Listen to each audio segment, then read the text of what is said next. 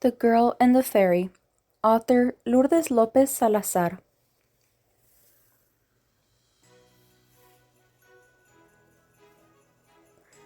Once upon a time, there was a girl named Sally, who lived in a small, poor village far from the city.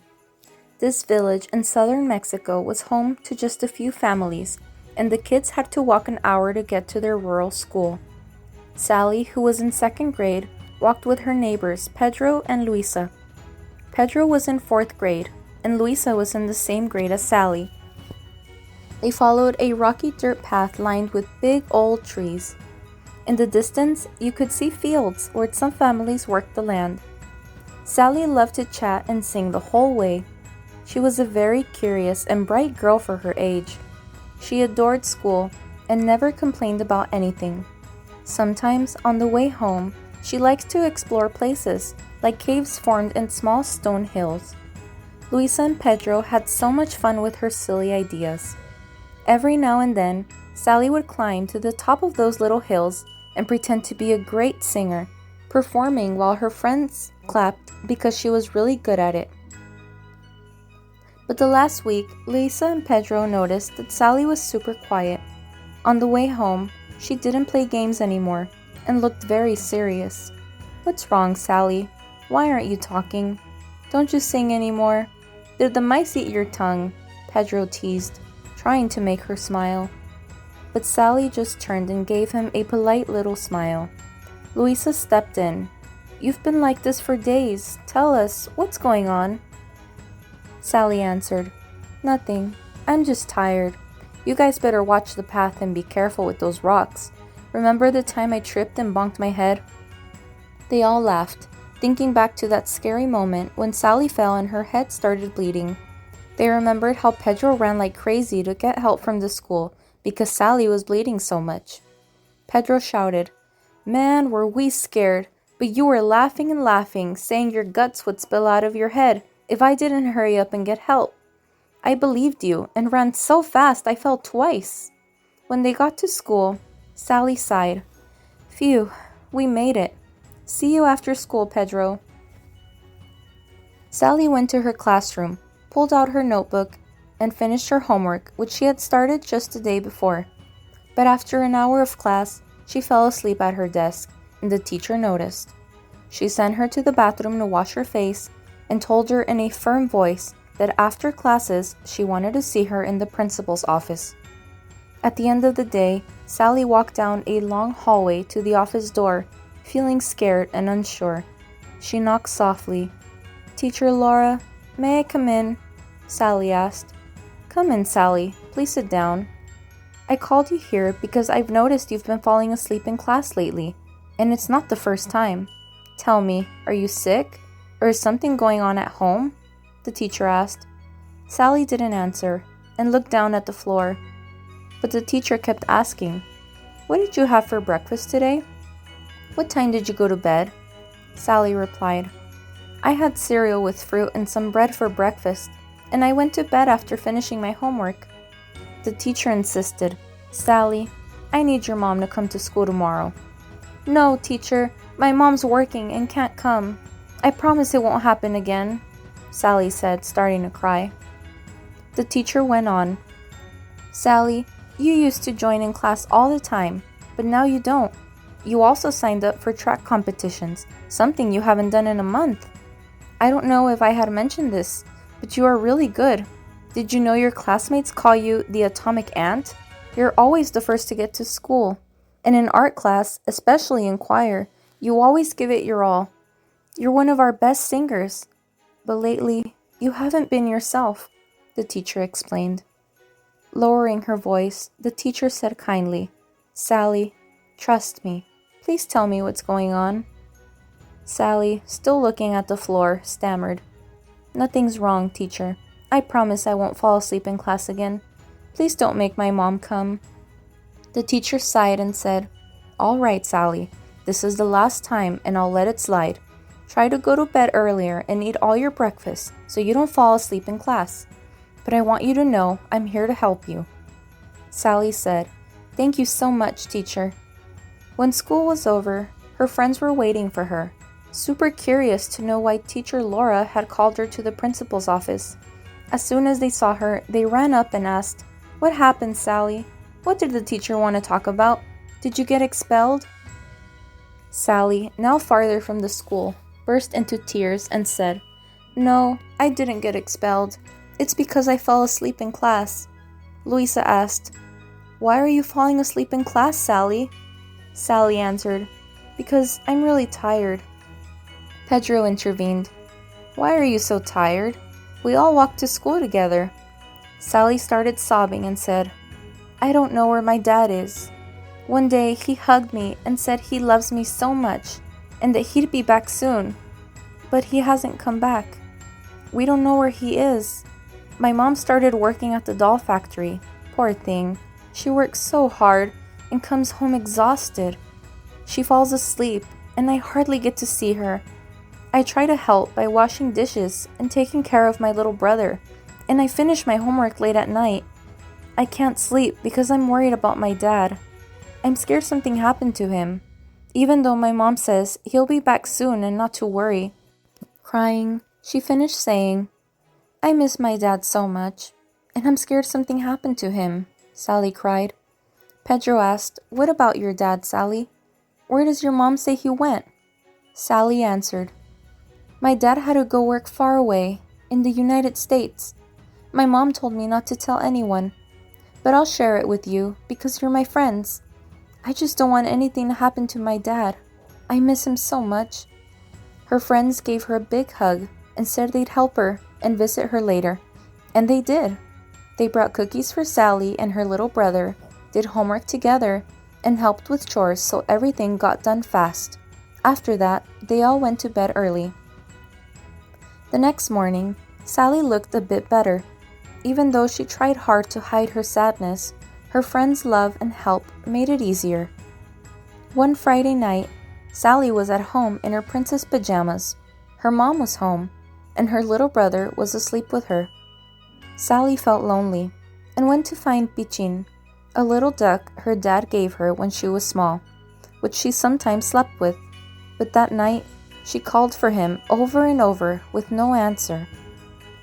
So, she walked a bit behind the house, calling again, "Pichin, Pichin, where are you hiding?" As she walked, she saw some bright twinkling lights that looked like they were dancing. They moved farther away, sparking her curiosity, so she started following them. The lights flew so fast that she had to run to try to catch them up. She was super curious to find out what those lights were. They looked like tiny stars flying at her height, and suddenly they stopped and floated up, landing on a huge old tree beside her. Sally, staring up at the lights in wonder, leaned against the tree. All of a sudden, the tree opened and she tumbled inside the trunk, which closed behind her. Sally wasn't scared, maybe because it wasn't dark inside the tree. Instead, it was bright. Thousands of those tiny lights were flying all around her, putting on a beautiful show right before her eyes. Then she remembered her dad telling her about fireflies, amazing bugs that glow at night and zip around near their house. Sally felt like she was at a concert. The light was so bright it filled her with joy, and she started thinking of the firefly song her dad taught her. Right then, with her special beautiful voice, she began to sing. Fireflies that dance to the music of the wind, happily joining the other bugs' sweet blend, with the sound of water from little streams nearby. Their voices make a choir like a concert in the sky. Bright little lights that never stop their flight. They glow in the night and make everything feel right. La da la, la da la, la da la, la da la. Sally always thought it was just another bedtime story her dad made up. But it was true. There really were little creatures with built-in lights that could fly. She was amazed, watching them and singing the song over and over, like she was in a trance. Suddenly, she heard a voice say, "Wow, Sally, you sing so beautifully." Sally stopped singing, startled, and through the glowing lights, she saw a young woman wearing a long, shiny gold dress. She had big white wings that sparkled like they were covered in fireflies. The woman came closer and said, "Hello, Sally. I've always wanted you to visit me. I'm the Joy Fairy." Sally rubbed her eyes again and again.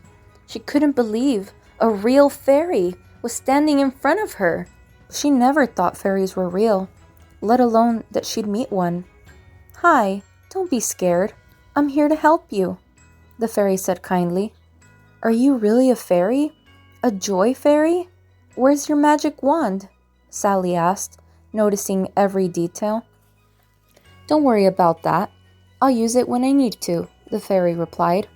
"Yes, I'm the Joy Fairy, and I can see you've lost your happiness, Sally. What's going on? It's serious. How can I help you be the happy, sweet, singing girl you used to be? Tell me, what do you need? Go on, ask for anything you want." "Can I really ask for anything?" Sally said. "Yes, of course. Do you want a long dress like mine? New shoes? A necklace? A new backpack? Cool sneakers? A gold bracelet? Or maybe a bike to ride to school? I can grant you one wish today, just one. So tell me, what is it?" the Joy Fairy said. Sally listened carefully to all the things the fairy offered, but instead of choosing one, she started crying for a long time. "Oh, Sally, what's wrong? Please don't cry. It breaks my heart," the fairy said. "I'm offering you things you need. I see your faded princess pajamas that barely fit, your worn-out sneakers, and yesterday I noticed your backpack has 2 holes, and your pencils keep falling out. Oh, I know. Are you crying because I can only give you one wish?" the Joy Fairy guessed. Sally stopped crying, looked straight into the fairy's eyes, and said, "No, I'm not crying about that." "You can't give me what I really want," Sally said. "What do you want? A new house? I can grant that too," the Joy Fairy challenged her. "No, that doesn't matter to me. I want to know about my dad. He had to go to work far away, and I don't know if he's okay. I miss him so much. If I could just know he's all right, that would be enough," Sally explained, still crying. The fairy stepped back for a moment, then returned. She gently touched Sally's face, wiped her tears, and looked at her with kindness. "Calm down, Sally. Let me make sure I understand. You only want to know your dad is okay. That's all? That's an easy wish for me to grant.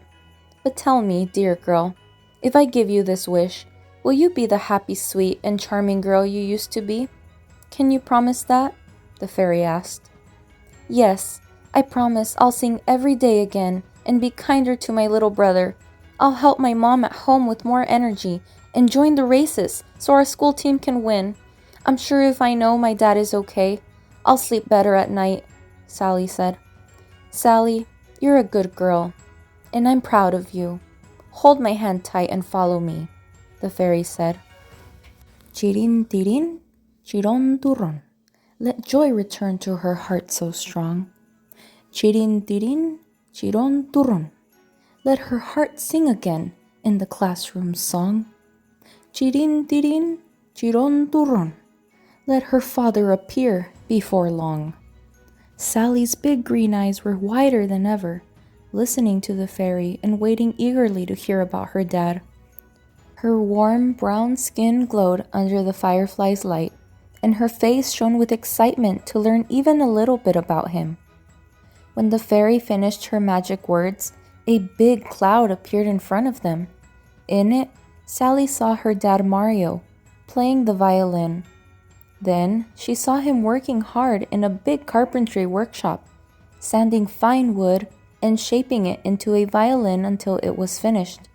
Once the wooden violin was ready, he carefully added its 4 strings with the same passion, then tuned it and played a short, beautiful melody. After finishing one violin, he started on another and another. While he worked, Sally could hear Mario talking to his coworker about his family. He said, "You know, Pablo, I could barely sleep last night," Mario said. "I miss my wife and kids so much, especially my little Sally. She's a lot like me. She loves music. Sometimes when I play the violin or guitar, she sings along.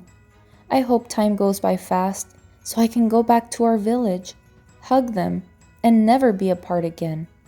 These days without my family feel so long. But I think I'll see them this Christmas. I've saved enough money from my 2 jobs here at the workshop and playing at the pier. I'm sure I'll be back soon. And once I'm there, I'll open my own carpentry shop so we never have to be separated again." Every Friday, Luisa and Pedro went with Sally to search for the fireflies and the tree that opened, hoping to see the Joy Fairy again. But they never found it, and the tree never opened again. Still, Sally's wish came true. Her dad was okay and would return soon, which kept her happiness alive. On Christmas Eve, as Sally was getting ready in her room for dinner and her mom and brother to celebrate Christmas together, she saw colorful Christmas lights flashing outside her window. For a moment, she caught a glimpse of the Joy Fairy, smiling brightly, but only for a few seconds before she vanished. Sally rushed to the window to look for her again, but instead of the fairy, she saw a man walking towards the house in the distance. When she looked closer, she saw he was carrying gifts. She ran outside shouting, "Dad! Dad! You're back!" Seeing Sally race to the door, her mom and brother hurried to see what was happening and got a huge surprise. Their dad hugged and kissed them, telling them all about his adventures in the United States. Then he gave them their gifts. For her mom, he brought a beautiful long dress and new shoes. For her little brother, he gave a toy train and a soccer ball. And for Sally, he brought a brand new fairy-themed pajama set with the Joy Fairy she'd seen in her dream right on it. He also gave her a new backpack and running sneakers. That's when Sally knew her dream about the Joy Fairy was real, because the fairy gave her the greatest gift of all, her dad coming back safe and sound. After opening the gifts, the whole family celebrated with a delicious Christmas dinner, and they were never separated again.